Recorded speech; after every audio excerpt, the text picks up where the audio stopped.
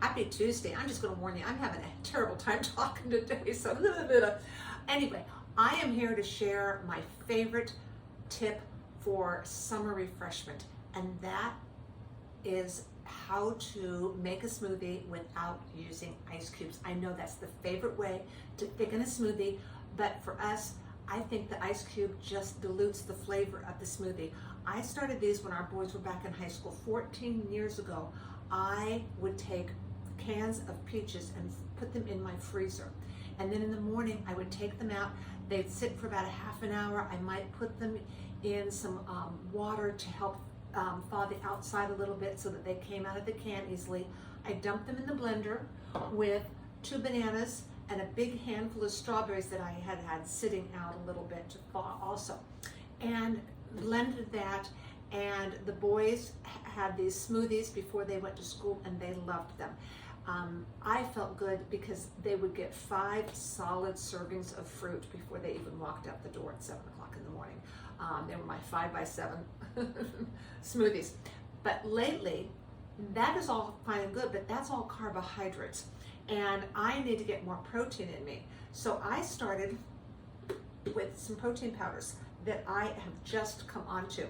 And the way I make these smoothies are with 2 tablespoons of this fabulous PB Fit peanut butter powder. It is amazing. I know it's kind of hard to find, so I know that it's available on Amazon. I will put the link down below. And then we love this Orgain brand, and this protein powder is wonderful. I'm not a big chocolate person. I know that's strange, but anyway, I put a scoop of vanilla in here, but a lot of people like the chocolate fudge variety also. So those are the 2 proteins. I put 2 of the peanut butter, 1 of the vanilla, and then I put in 8 ounces, a cup of unsweetened almond milk. So I have a cup of that in.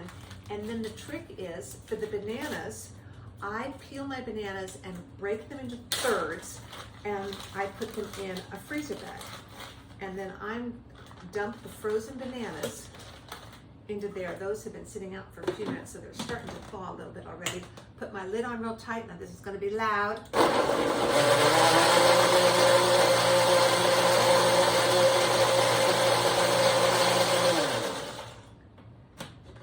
And we have a beautiful smooth smoothie here that my husband has been waiting in the wings for.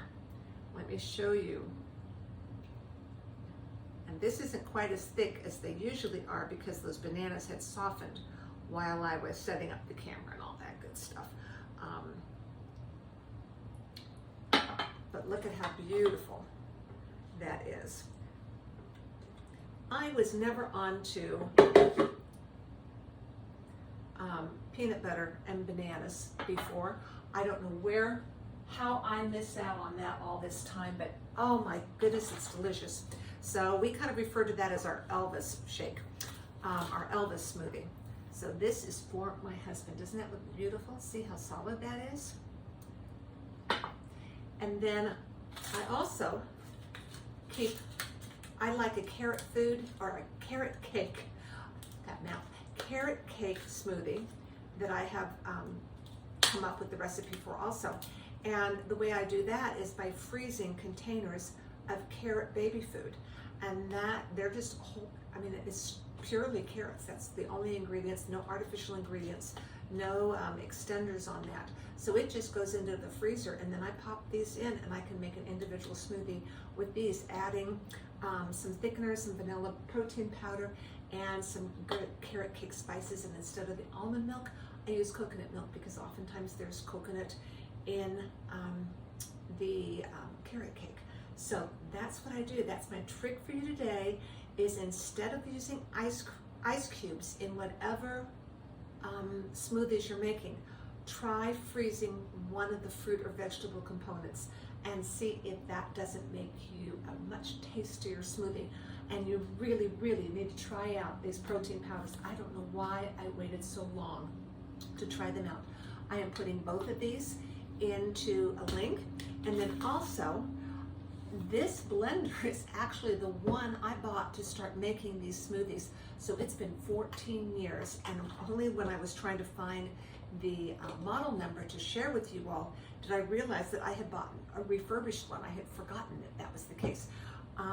As far as I can find, this exact model is not available, except on Amazon there's a few left in an apple green color.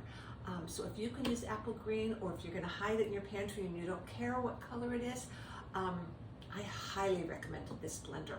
It has served us so well. It crushes ice. You've seen it. It crushes frozen food just great, turns it into smooth, delicious drinks, and it has held up for me, and it's not nearly as expensive as some of the really high-end smoothie makers. And it certainly will last you much longer than your $79, $89, $99 blenders that you can get that are available, but you know they're not going to hold up. You're going to see them on the thrift store shelf, you know, in 2 years. This one, I guarantee you, will hold up beautifully, this KitchenAid model. I'll put that down below also. If you have any questions, please don't hesitate to ask me. I'm here to share with you. We're buddies, right? So take care. I hope you have a great week, and I'll see you next Tuesday. I'm heading to Haven on Thursday. I'm sure you're seeing all about Haven in all the socials. It is the conference for the home decor DIY niche bloggers. So we all are getting together. This is my first time attending. I am super excited to meet so many of the women that I have been corresponding with over the years and having a good time with, and it's an exciting time. Lots of new things to be learning and sharing and exploring, and I'm sure I'll come back energized with all kinds of new ideas to share with you. So take care. See you next week.